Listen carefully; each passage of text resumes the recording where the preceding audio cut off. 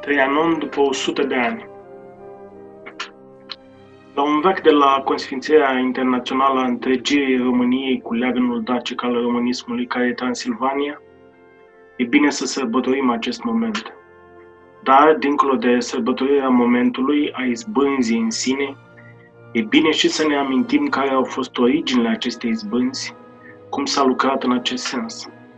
Pentru că rolul acestor sărbători naționale nu e doar acela de a puncta voios o stare de fapt, ci și de a rememora modalitățile în care s-a lucrat în trecut și s-ar putea lucra și astăzi pentru binele țării. Tratatele de la Versailles și Trianon au fost momente importante pentru România, izbânzi diplomatice și naționale de o importanță uriașă, dar ele au avut rădăcini în acțiunea elitelor românești din secolul al XIX-lea. Și e bine să ne amintim acest lucru. Pentru că elita secolului al XIX-lea a construit România pe baza ideii de continuitate. Ideea națională presupunea descoperirea și articularea continuităților istorice. Astfel, capilaritatea culturală sincronică era completată de o înrădăcinare în trecut, de o asumare a unor continuități. Astfel, de exemplu, cei de la Covorbiri Literare au articulat continuități istorice cu pașoptiștii, recuperați în calitate de lideri ai mișcării naționale de la 1848, continuități naționale cu românii din afara granițelor țării, continuități sociale, publicând mult folclor și chiar folclor urban, literatura dialectală lui Victor Vlad de la Marina și Ion Popovici Bănățeanul, de exemplu. Continuități culturale, publicând lucrări de teologie, despre cărțile de cult, lucrări despre literatura pentru copii, despre economie politică, științe și așa mai departe, conceptualizând, cu alte cuvinte, cultura națională ca pe un tot, având o concepție holistică asupra culturii naționale. Abia în epoca interbelică au apărut primele rupturi, când generația tinerilor s-a rupt de bătrâni. Retorica generaționistă a fost prima ruptură serioasă în istoria culturii române moderne. Apoi, după 1948, comuniștii ne-au cerut să ne rupem de trecutul burghez-omoșeresc, după 1989, postcomuniștii de trecutul comunist și așa mai departe. România s-a micșorat și prin lepădarea de trecuturile ei, proces care a încurajat unele voci să susțină că Marea Unire a fost rezultatul unui noroc. Dar anul Marii Unirii nu a fost rezultatul unui simplu noroc. După cum e silit să recunoască chiar cel mai de seamă reprezentant al școlii de demitizare a istoriei românilor, cert este că în 1918, în momentul decisiv, românii erau pregătiți pentru marele act al Unirii, pentru că îi anima un sentiment național dezvoltat pe parcursul secolului al XIX-lea. Acest sentiment național dezvoltat pe parcursul secolului al XIX-lea nu a apărut din nimic și nu s-a dezvoltat ca de la sine. El a fost, în primul rând, rezultatul conștiinței de neam pe care au avut-o elitele cărturărești, clericale și boierești ale românilor de-a lungul veacurilor, începând cu voievozii Moldovei și ai țării românești și trecând prin cronicari, prin Cantemir, prin școala ardeleană și prin generația lui Tudor Vladimirescu, până la mișcarea națională din 1848.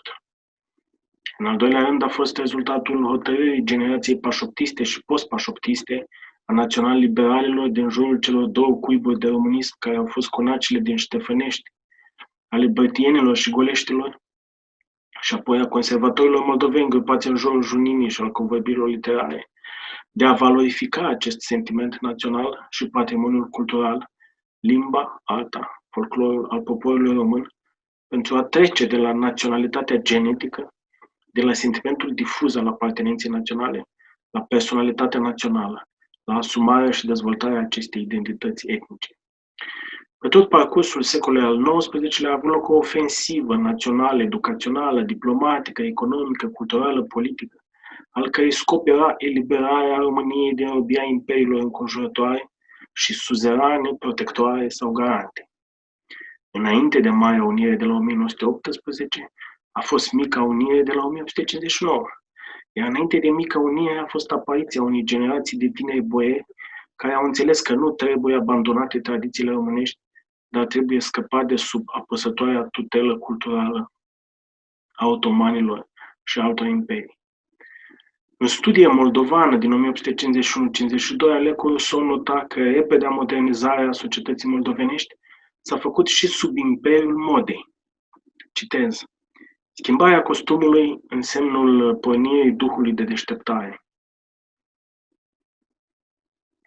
Ideea și progresul au ieșit din coada fracului și din buzunarul jiletcii. Prefacerea hainelor au prefăcut de îndată condițiile sociale ale lumii noastre, precum și relațiile familiei. Fracul a introdus dignitatea. Pantalonii au silit oamenii a-și măsura coloveranțiile celor de la care aștepta vreun folos. Cu alte cuvinte, axul motor al modernizării societății românești a fost recăpătarea sentimentului demnității. Modernizarea însemna pentru Alecu Rousseau și alți patrioți din generația sa îndreptarea din șale, încetarea coloveranților, a ploconerilor pe care șalvarii, spre deosebire de pantaloni, le îngăduiau fără riscul de a pocni cusăturile. Din punct de vedere cultural, modernizarea ca verticalizare însemna recuperarea istoriografică a trecutului românesc și crearea unui sistem de economie simbolică legând organic cultura populară de cea a elitelor naționale. În 1909, în alt context aniversar, reflectând asupra drumului parcurs până la Mica Unire și a semnificației actului de la 1859, Nicu Gane, aflat atunci la al 5-lea mandat neconsecutiv de primar al Iașului, spunea: rețineți, vorbim de 1909, cu doar 10 ani de Conferința de Pace de la Paris. Deci, spunea Nicu Gane, cei mai mari domni ai noștri din vechime au căutat să întrunească într-un singur mănunchi aceste două ramuri ale națiunii române, dar n-au izbutit, fiindcă își alesese calea armelor. Generația însă de la 1859 a avut norocul, fără vărsare de sânge, să atingă acest ideal, nu însă fără mari lupte și zbuciumări.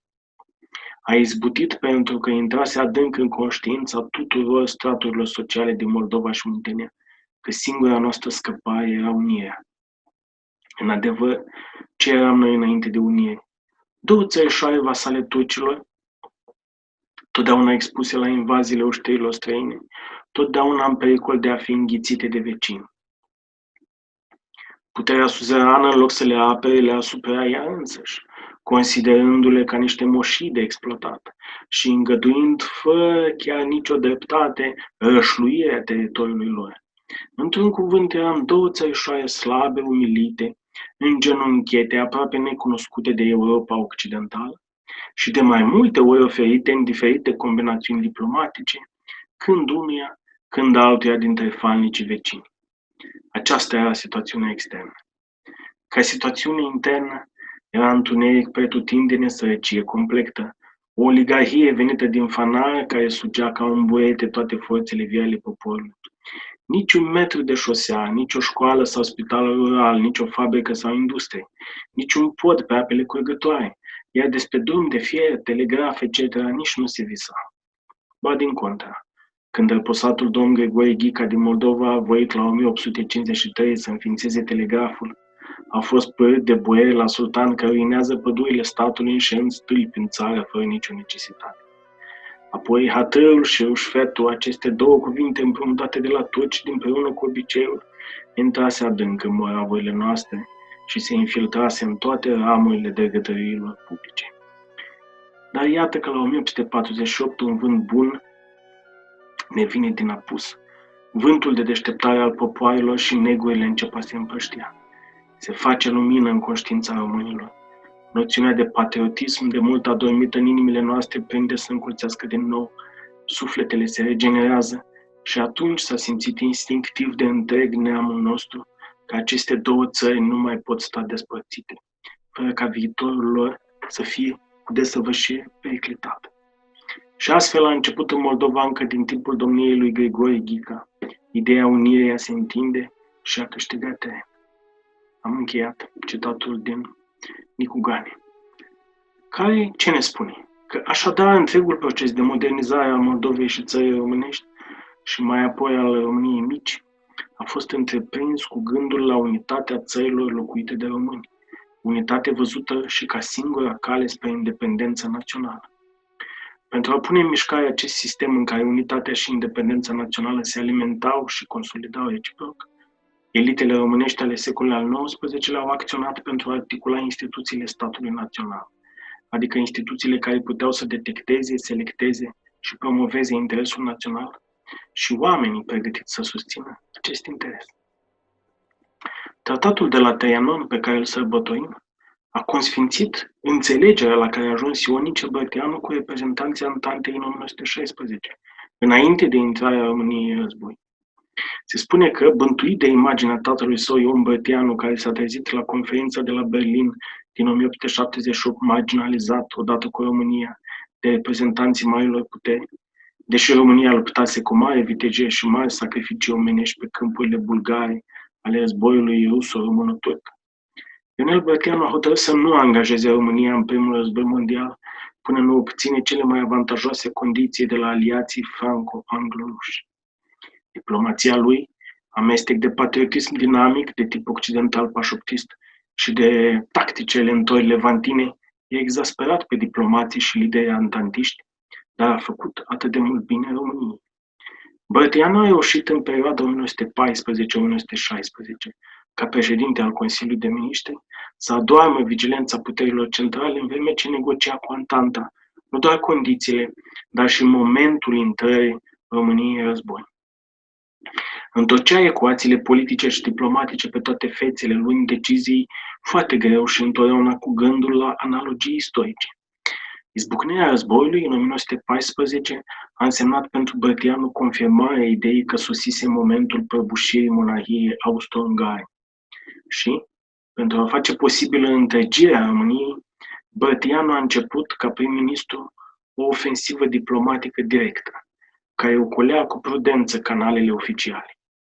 În negocierile sale cu puterile Antantei, Brătianu a pus 3 condiții pentru intrarea în război a României: asigurarea necesarului de muniții, ofensiva armatelor aliate pe multiple fronturi pentru a nu lăsa România expusă atacurilor de la vest și ofensiva franco-engleză din sud, pentru a proteja România de un atac bulgăresc. Situația generală a frontului cu bătăliile de la Verdun, Somme și succesele de pe frontul rusesc lucrau în sensul cerut de Brătianu. Autoritățile militare franceze au fost și ele, fie naive, fie la fel de machiavelice ca Brătianu, dându-i acestuia asigurări referitoare la incapacitatea armatelor austro-ungare și germane de a răspunde ofensivei românești peste Carpați. Bulgaria, au mai promis francezii, va fi anihilată militar de ofensiva Antantei, făcând imposibil un atac bulgăresc asupra României. Brătianu a continuat să ceară sporirea efectivelor militare aliate în Dobrogea sau în Grecia, împotriva Bulgariei, și a negociat minuțios și încăpățânat intrarea României în război, folosind informațiile furnizate de atașații militari germani și austriac pentru a ține în șah Antanta și pentru a o obliga să-și respecte promisiunile.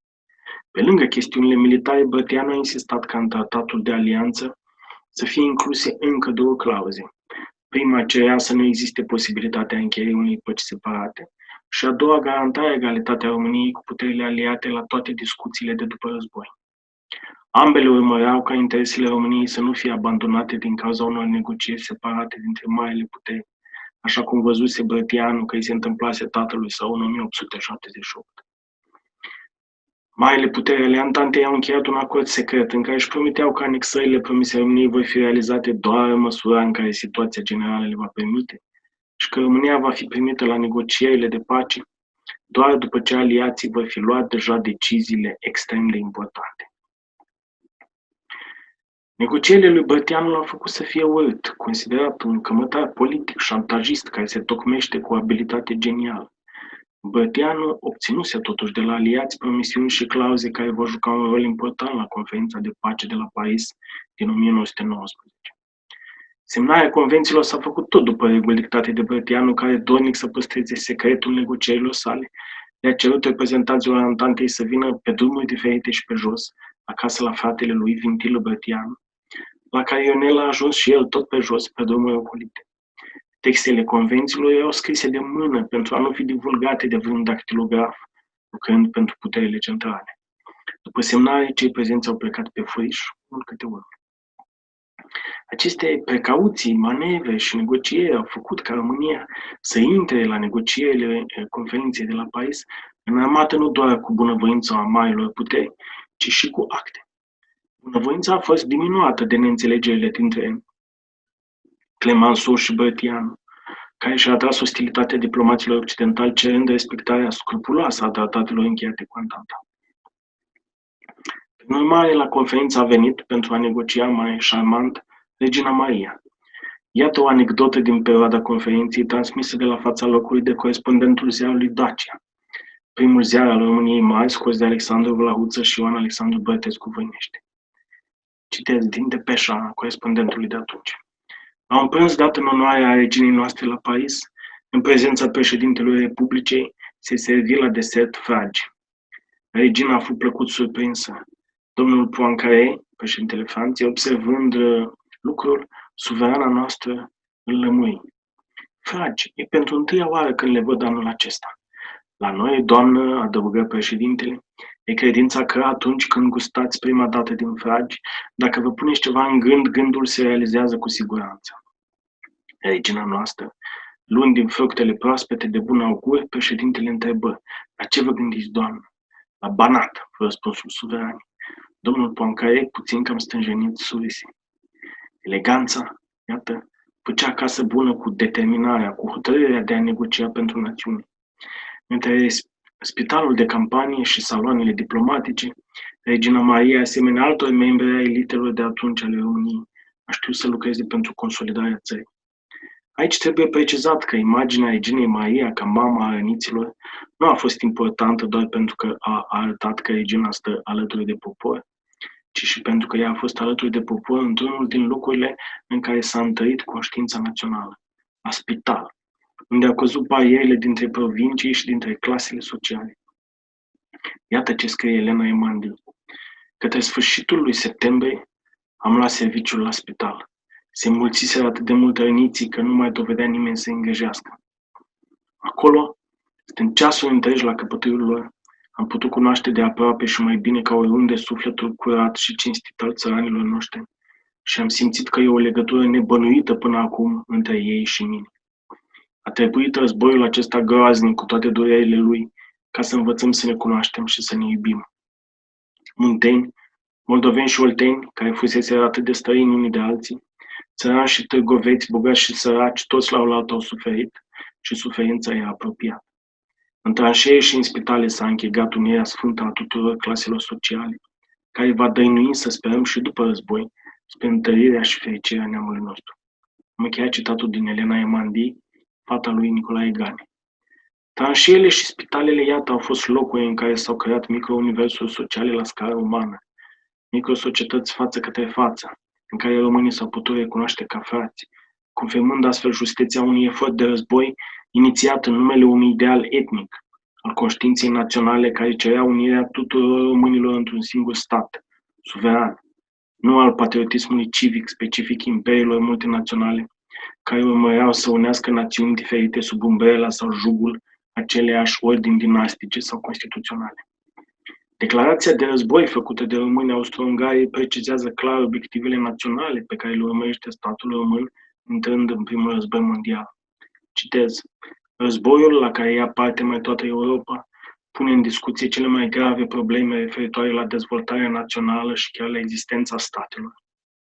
România, împinsă de dorința de a contribui să grăbească sfârșitul conflictului și sub imperiul necesității de a-și salva interesele de rasă, se vede nevoită a intra în luptă alături de aceia care pot să asigure înfăptuirea unității sale naționale.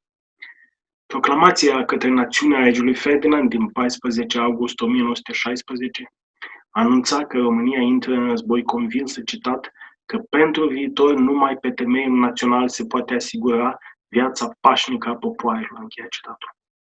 Proclamația lui Ferdinand vorbește de, citesc din nou, ziua așteptată de veacuri de conștiința națională, ziua unirii lui, închei citatul, și afirmă datoria de a încerca să înfăptuiască unirea românilor și scăparea lor de, citez, sub stăpânirea străinilor, astfel încât România să, spunea Regele Ferdinand, propășească în pace, potrivit datinelor și aspirațiunilor gintei noastre.